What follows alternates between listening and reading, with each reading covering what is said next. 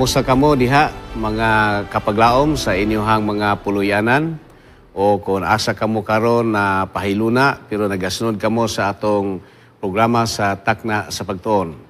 Ako nga giampo nga naagyud mo sa maayong panglawas unya naamo diha sa kadasig sa pagpangalagad sa ato nga Ginoo. Ug sa di pa kita mo padayon atong idoko ang atong ulo sa pagampo. Gracious loving Father in heaven, we ask, Lord, that your presence will be in our midst as we study our lesson.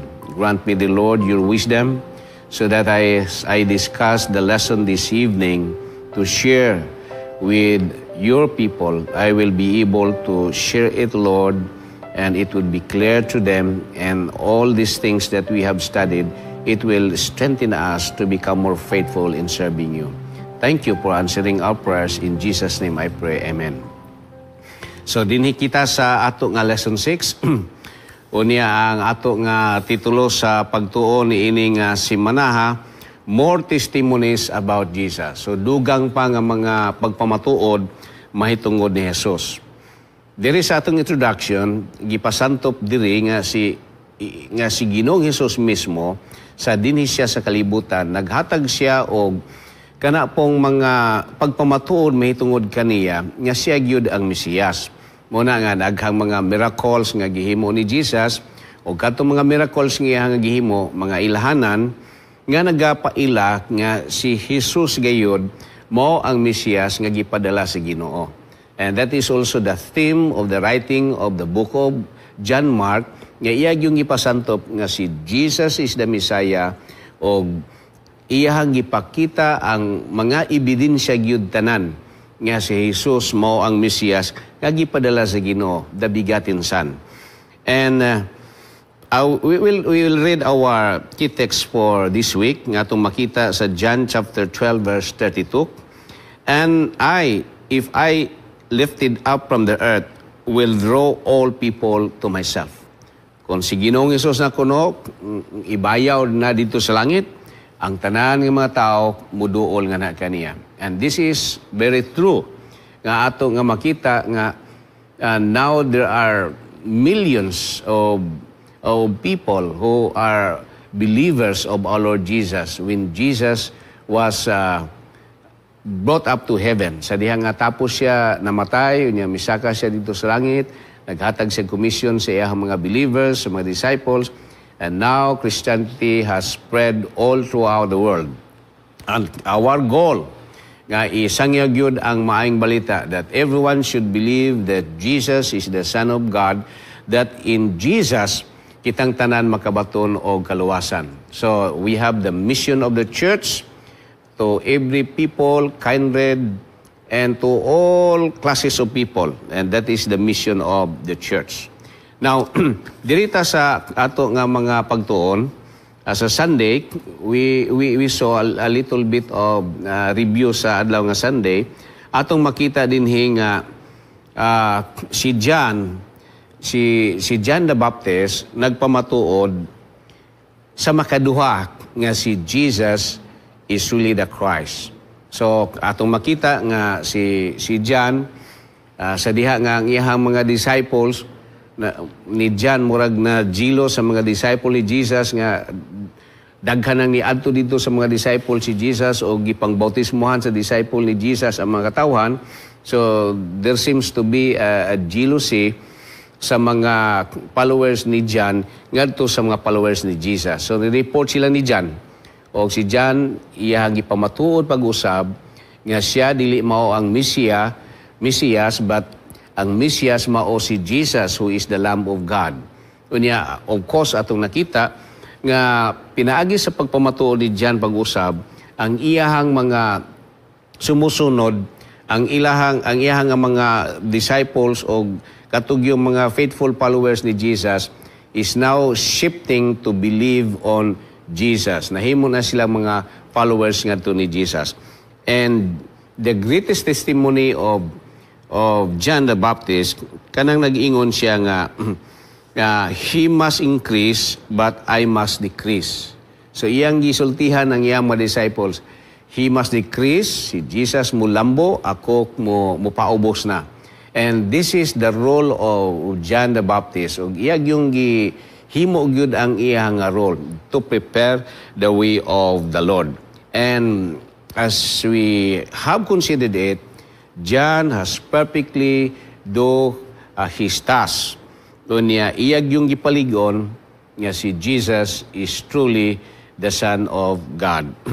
Now sa Monday, just a little bit of recap mga kaigsunan, mga kapaglaom, the new understanding of the Messiah. Of course, there is this misunderstanding sa mga believers o sa mga Jews niya itong mga panahon na who is waiting for the Messiah.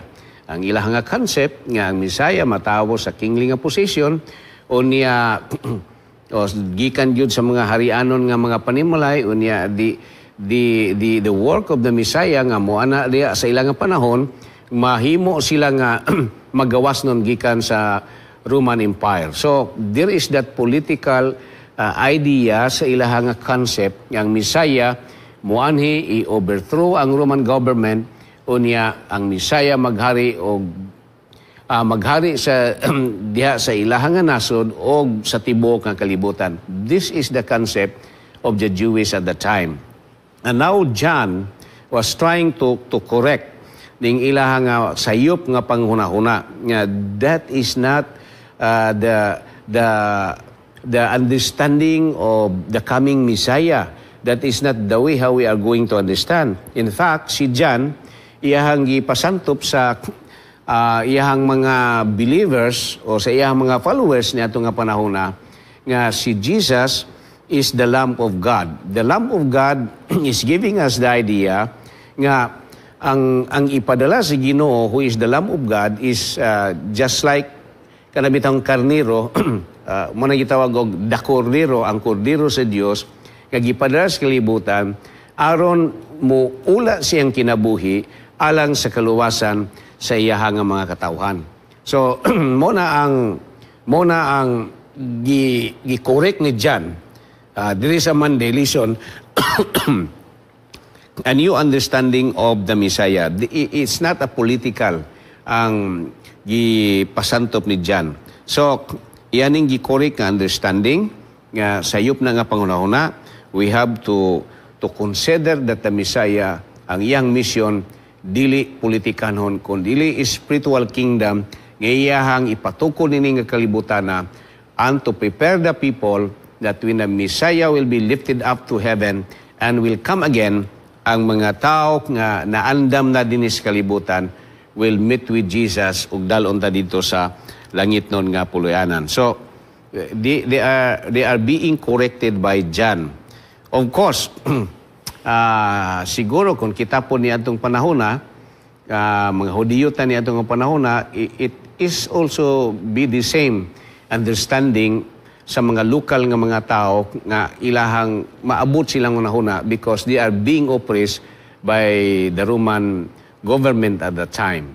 So that was that idea, but John corrected it that the Messiah is not a political king, is not a military power nga mo overthrow sa ilahang mga kaaway, but it is a spiritual and it is the kingdom of God nga iyahang ipadako din sa kalibutan. His kingdom will be established on earth niya paingon dito sa langit. So I hope inyo ning nakuha mga kaigsunan. That is why John said, behold the Lamb of God who saved the world by the sacrifice of Jesus. Now dirita sa adlaw nga Tuesday, we will be studying focusedly on Tuesday and Wednesday, acceptance and rejection.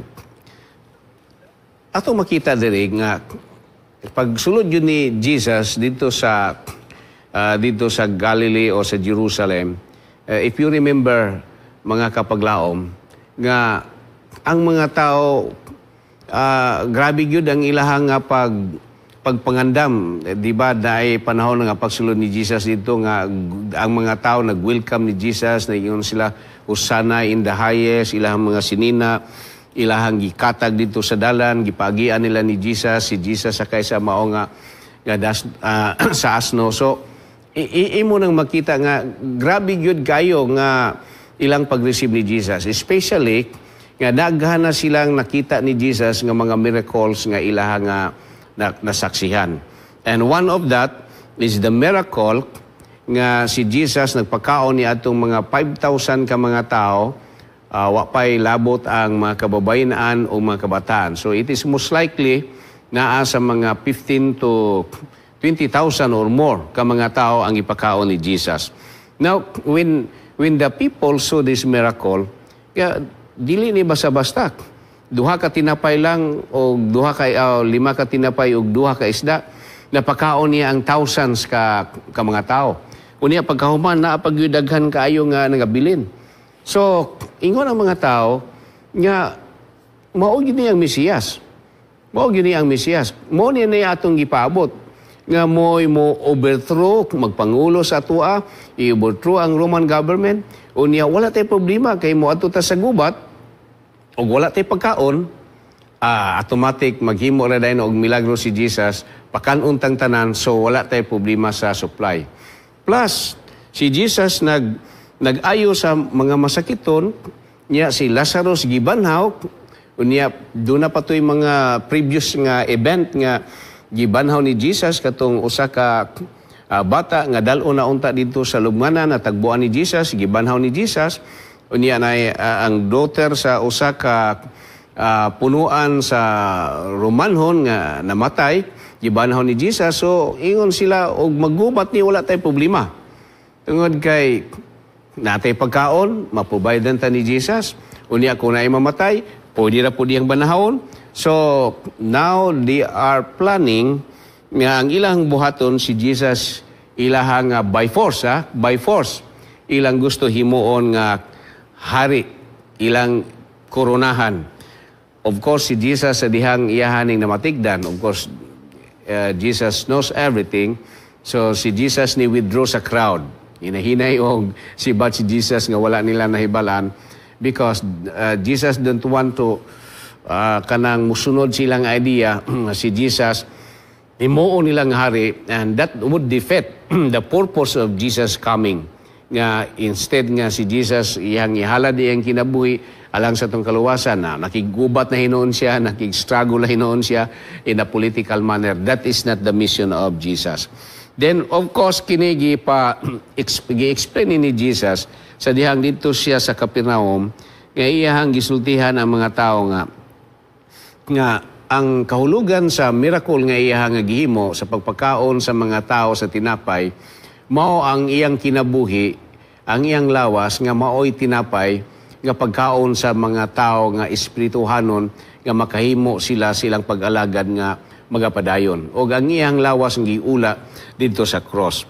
Now, atong makita nga sa diha nga gi-explain ni Jesus nga dili di ay earthly nga kingdom ang iyang paghimuon, ang mga tao na disappointed. Imagine ang mga tao eager na kayo. Unya, here comes Jesus. Nag-ingon si Jesus nga dili na mao. Ang akong tuyo is a different mission. Nga ang mission ni Jesus to seek and to save the lost by offering his life to pay the ransom, pabayad sa tao nga nahimo sa tao aron makabaton sa kaluwasan. So they were disappointed, and we can read in John chapter 6 verse 36 John chapter 6 verse 66 nga sa pagkadungog na nila nga mao tong gi-explain ni Jesus, ni talikod sila ni Jesus. Sa tupak ni biya sila sa pagsunod ni Jesus, kaya ang ilang expectation dili man day mao. So imagine with all the miracles nga naghihimo ni Jesus, nga nag-prove good siya nga mao ang Mesiyas, nga gipadala siya sa Ginoo, dili lang kanang kalibutanon ang katuyuan, kundi eternal ang katuyuan nga lawason kita. Ang mga tao mitalikod sa diha nga ilang nakita nga si Jesus dili di ay mahimo nga political leader nila, dili di ay mahimo nga usa ka general nga makigpakig-away kanila batok sa Roman government. So you see imong tanahon, then nihinahinay sila og talikod. And that is why Jesus iyang gipangutana ang iyang mga disciple.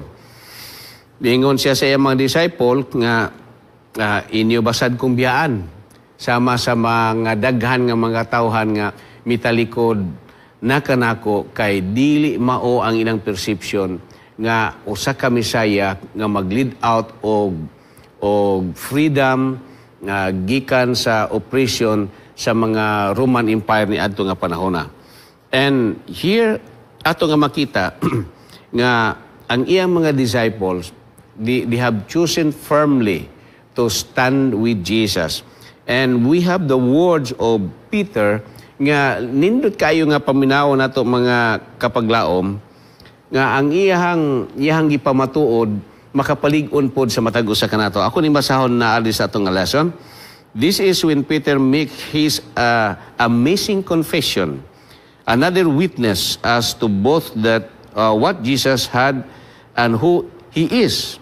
Ingon ni Peter, you have the words of eternal life, and we have believed and have come to know that you are the Holy One of God.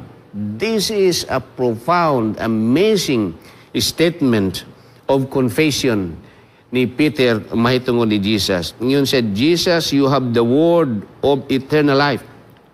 Mituo mi sa imuha o nakahibalo mi. And we have come to know, naamon ay hibalan, that you are the Holy One of God. So this is another proclamation or this is another witness nga si Peter mismo nagpamatuod nga how they understand Jesus. But unfortunately, mo ni ang understanding ni Peter and most likely mo po ni ang understanding sa the rest sa mga disciple, dili ni mo ang understanding sa crowd, sa kadaghanan nga mga tao. And that is why ang crowd gi-reject nila si Jesus ingon nga usa ka Misaya. And ato po ni nga makita mga kapaglaom nga it is also possible kung ato ning Tagalog espirituhanon nga kahulugan sa ato nga panahon o sa ato nga pagpangalagad sa Ginoo, kung ang Ginoo nag-reveal nato og dalan nga maayo o kamatuoran, unya i-reject bitaw nato ang kamatuoran. Example, nagtuon ka sa pulong si Ginoo, unya imong gitunan ang pulong si Ginoo, na nagyoy ebidensya nga muog yun niya ang kamatuoran. Pero with all the evidence, with all your study, ya imong natunan, nag-point gyud sa kamatuoran, and yet you reject, mo ni ang pait kaayo nga kahimtang. Because kini nga hitabo, mo po ni ang hitabo sa baga kayo nga crowd ni atong panahon ni Jesus. And this is also the same with the scribe, the Pharisees, and the religious leaders of the times of Jesus. Kaya klaro na gyud kayo ang ebidensya. Wala na gyud kaduha-duhaan nga si Jesus is the Christ. And all the evidence, the miracles nga gihimo ni Jesus, dili na gyud nimo kaduha-duhaan nga Jesus is the Son of God. But again, ang ilahang mga unahuna, instead maabri unta sila, instead nga kanang dawaton nila ang kamatuoran, unfortunately, they reject everything about Jesus. Bisag clear na kayo ang mga ebidensya, they still reject the truth. O ang hinungdan, o ang miresulta, mao nga in 70 AD, nalaglag ang Jerusalem. So that is the consequence of not accepting Jesus. And it is going through bisan ni ini karon nga kapanahonan that the Jews are still waiting for the coming of Jesus as the Messiah, pero of course kita nga mga believers nagtuo na ta nga si Jesus mubalik na sa second coming, while sila nagtuo pa nga the Messiah is still to come. So very unfortunate ni siya nga nga situation sa ilaha because they rejected Jesus. And so, kita nga mga Gentiles, gitawag si Ginoo sa pagpamatuod, mahitungod sa kamaturan. So, now, kung atong tanawon sa atong nga panahon, there are only very few of the Jews who believe on Jesus. So, ang mga Gentiles, o kita karon gitawag na og spiritual kingdom of God, o matawag na ta nga mga spiritual Israel of God, mas daghan pa nga believers kay Jesus kaysa mga physical nga mga Israel nga katawhan sa Ginoo. So we have this privilege nga ato nga nabatnan. Because they reject, so the blessing comes to us. Rejection,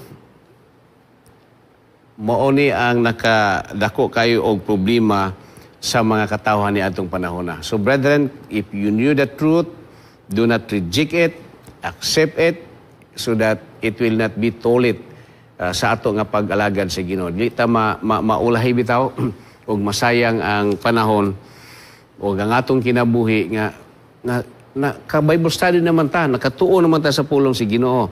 Yet you reject, that would be great tragedy unya sa umalabot nga panahon. Dirita sa adlaw nga Wednesday, the witness of the Father. So we have the witness of John the Baptist. We have also the witness of Peter, and we have also other witnesses nga nagpamatuod nga si Jesus is really the Son of God, and now the Father. This refers to God, no? The Father also make a testimony. Now, ang Father naghatag testimony mo ni ang pinakalig-on jud kay nga pagpamatuod. Kay imagine with all the people nga nagtestimony, mga tao raman to. Si John tao ra, the disciples mga tao ra sad. So the rest are just like us. But this time the Father is the one that witness. So mas credible ni siya o dili ta makaduha-duha because God Himself has make a declaration that Jesus is His begotten Son. And we found that mga kapaglaom in the baptism of Jesus. In the baptism of Jesus. Ang Father nag-ingon nga, John, magbautismo gani ka, pagbautismo nimo, kanang imong mabautismuhan nga ang Spirit sa Ginoo magapatigbabaw siya, that is the one, that is the Messiah.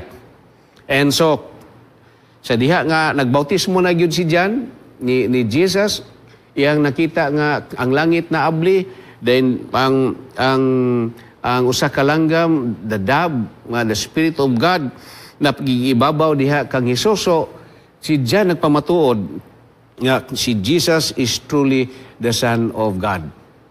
So, nasaksihan gyud og ni John unya napamatud-an gyud niya kay ang Ginoo gud mo'y nakigsulti siya nga John, kun imong makita nga there is that Holy Spirit nga magpaibabaw diyan ang usa ka tawo nga imong mabautismuhan, and that is in the person of Jesus, then He is the Messiah. Then ato makita nga at this very event kasi Jesus nga bautismuhan, ang langit na abli, Holy Spirit na naog, then there is a voice from heaven nga nag-declare, this is my Son in whom I am well pleased. So sa ato pa, ang Ginoo gyud mismo naghimo og panghimatuod, naghimo gyud siya og pagsaksi.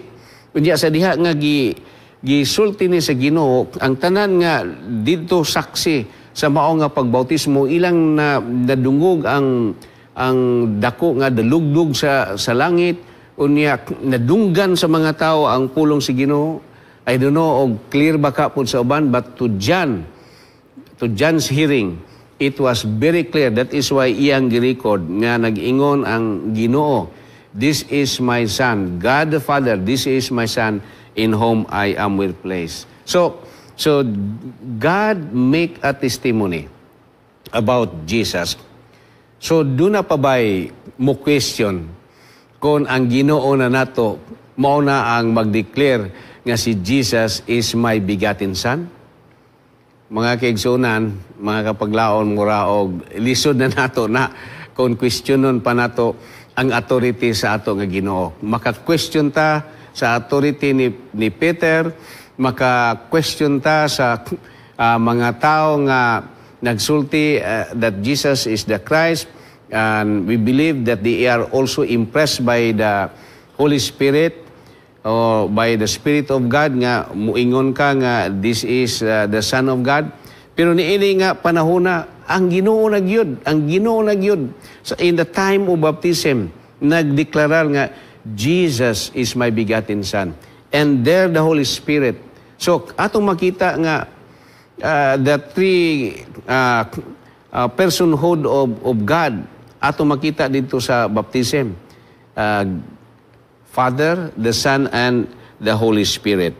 And this is a clear manifestation o declaration o clear kayong kamatuoran that Jesus is indeed the begotten Son of God nga gipadala dinhi sa kalibutan. And this has been our theme for this quarter nga gipasantob gyud sa ato nga author that Jesus is the Son of God, Jesus is the Messiah, and that we have to believe, and we don't have to doubt anymore about the identity of Jesus nga gi-reveal din sa Scripture, especially in the book of Mark.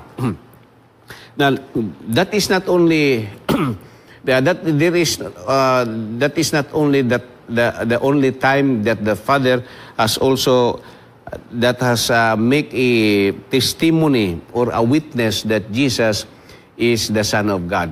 Dunay duha ka event dinhi nga gipamatuod nga ang Amahan nagpamatuod nga si Jesus is His begotten Son. Ingon diri sa John chapter 12 verse 28. Ingon si Jesus, Father, glorify your name. Then the Father again speak from heaven, I have glorified it, and I have glorified it again. Now, this is the second time. This is the second time nga ang God the Father nagdeklarar nga Jesus is His Son. Kaya ingon si Jesus, Father, glorify in me. Unya sa dihang ingon na ni Jesus, ang nahitabo pod ang Father iya pong nga gi-confirm nga I also glorify I also glorify you. Ato ning basahon makigsuna, no? This is in John chapter 12 verse 28. Ingon rin ni Jesus, now is my soul troubled, and what shall I say? Father, save me from this hour. But for this purpose I have come to this hour. So this is the time that Jesus is about to be crucified. Father, glorify your name. Then a voice from heaven, I have glorified it, and I will glorify it again. In verse 29, the crowd that stood there and heard it, that it had thunder. Other said an angel had spoken to him. And Jesus answered, this voice has come for your sake, not mine.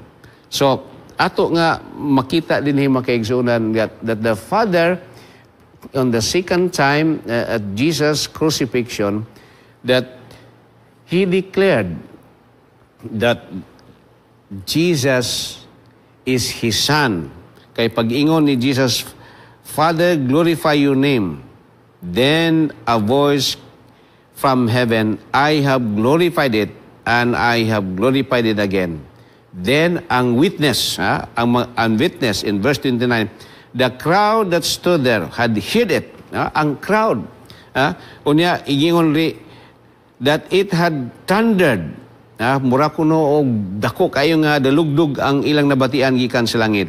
Others said an angel had spoken to him. But John write it very clearly og unsa tong dako nga tingog ilang nabatian sama sa dalugdog that again the Father has testified that Jesus is His begotten Son.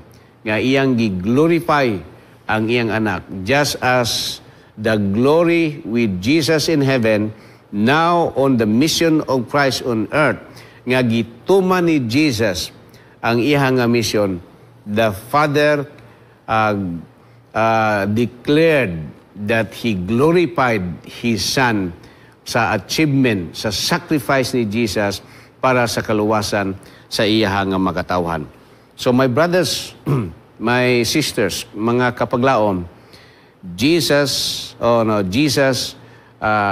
wa natay pagduha-duha niya because He was declared no less than our Father in heaven, nga naghimo gyud og declaration, nga naghimo gyud pagpamatuod nga Jesus is His begotten Son at the time of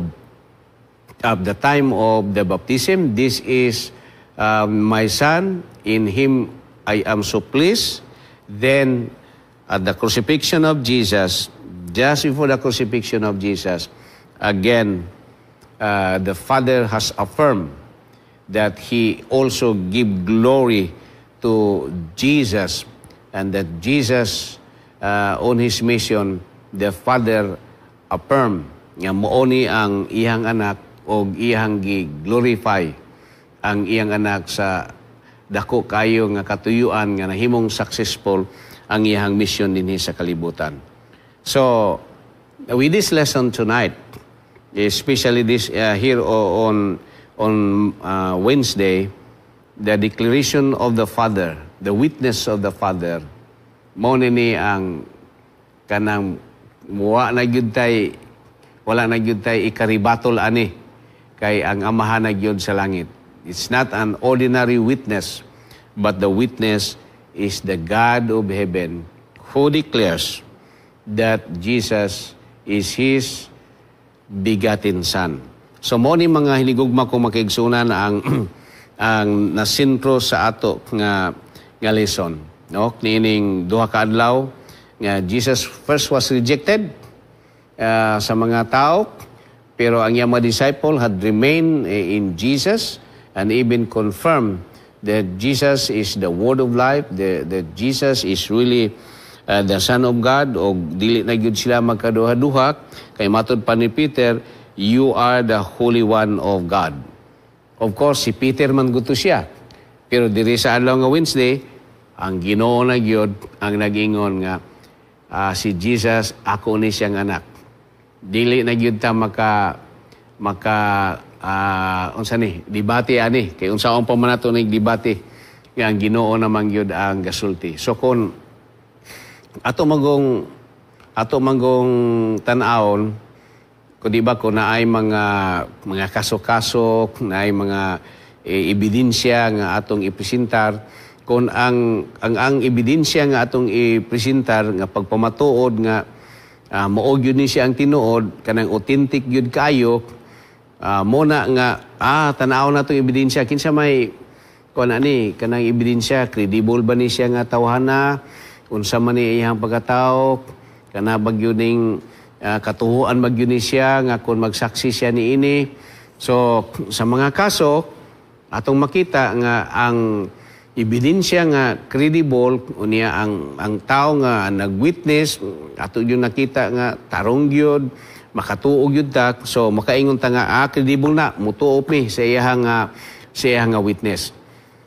Pero si Jesus nga Son of God, unya karon ang Ginoo na gyud sa langit ang nag-witness, so wala na gyud tay ma-question na, di ba? Kay Ginoo naman gyud na. Amot og unsaon nato na pag-question ang authority sa Ginoo. Nga siya naman gyud ang nag-question. Muna nga kanang mag-ingon nga si Jesus is just simply a human being. I think you have to review sa pagtuon sa Book of John, and you have to consider the witness of God ug unsa ang witness sa Ginoo mahitungod siyang anak.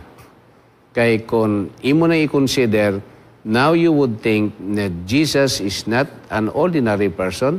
Dili lang ni siya, sama lang nato. Kaya sa magod ang argument sa mga tao, si Jesus namatay man, so ang Ginoo dili na mamatay. Of course, you need to understand the dual nature of Christ. He is a fully human being and is also a fully divine being. And that is the mystery of Christ. Niya, of course, dili nato siguro gyud matugkad, but what has been revealed to us, inana ang nature ni Jesus, then we just have to accept it. Because His nature, the nature of divine, dili gyud nato na makabuot. Niya, we have to understand in the context of salvation, nga Jesus came alang sa pagluwas sa iyang makatawhan. And Jesus came to pay the death, or to pay the penalty of death nga para sa tuwa aron makabaton ta og kaluwasan. So kung ato siyang tan-awon ni ana nga paagi in the nature of saving humanity, in the economy of salvation, dili ta maka-question nga si Jesus iyang gihatag ang iyang kinabuhi alang sa ato nga kaluwasan. And that is even nindot kaayo nga theology of the theology of salvation. And it is also kanang theology sa salvation bitaw nga giunsa sa Ginoo nga maluwas yud ta kaysa diha nga nahulog ta sa sala, then iyang gipadala ang iyang anak aron nga mabaryan ang atong sala. Instead nga forever na ta nga pagkamatay nato, forever na ta nga wala na tayo kinabuhi. That is the end of all things sa dihang mamatay ta. Now, the economy of salvation, ato nga makita diri nga grabe gyud kayo nga ang amahan iyang gipadala iyang anak, lukaton ang tao alang sa ato nga kaluwasan. Now, kung ato nang masabdan, we appreciate the plan of salvation nga pagkanindot gyud kayo sa tanan, and we cannot question sa gihimo sa Ginoo alang sa atong kaluwasan. Unya kanang atong unahuna that Jesus is only just simply a human being. If we understand in the context of salvation, ma-appreciate nato nga ang gibuhat sa atong Ginoo dili basta-basta. Sa iyang dakong gugma alang kanato aron makabaton kita sa kaluwasan. So again, ito as a little bit sa sidetrack gamay, pero ang pagpamatuod jud sa ato nga lesson nining gabi una nga ang amahan nagpamatuod nga si Jesus is His begotten Son. O kay siya naman mismo ang nagpamatuod, we have to accept it as it is. Then dawato nato si Jesus as our Lord and Savior nga nagpakamatay sa ato nga kasalanan aron makabaton kita sa kaluwasan. So, inguna na lang, mga hinigugma ko nga mga kapaglaom, mga kaigsunan o mga kaigalaan. And thank you sa inyong panahon nga gihatag. And from time to time, you have also to read our lesson. Kay naay daghan po mga punto dinhi nga inyong makatunan nga posible wala na ko ma-elaborate pag-ayo sa ato nga lesson ni ining duha ka adlaw nga atong pagtuon sa adlaw nga Tuesday o sa adlaw nga Wednesday. Ang Ginoo magpanalangin kaninyo, makita na sadta sa Biyernes sa gabi.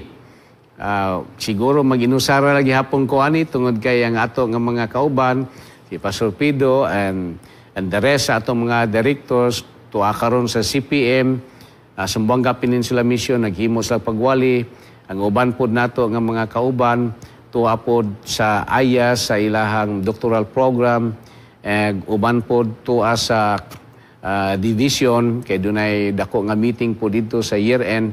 So nag-inusara ta ni ining panahon na, but by the grace of God niya gihapon ta nagtuon sa iya nga pulong. God bless you, my brothers and sisters. Let us bow our heads for prayer. Ginoo, salamat kayo that we have studied your words to the takna sa pagtuon in our lesson of Tuesday and Wednesday. Thank you, Lord, that in our study, we have made it known that you, O God, our Father in heaven, have made this witness that Jesus is your begotten Son, and only in Jesus, believing in Jesus, we can have access with you, and we can be with you in heaven through believing in Jesus and accepting Jesus as our Lord and Savior. Thank you, Lord, and please give us that faith in Jesus and allow us to follow Jesus as His disciple in these last days. And I pray the Lord that our brothers and sisters, kapaglaom and friends who are following the Takna sa Pagtuon, this program may bring blessing to them. Bless us all together tonight as we go to our night rest. In Jesus' name I pray, amen.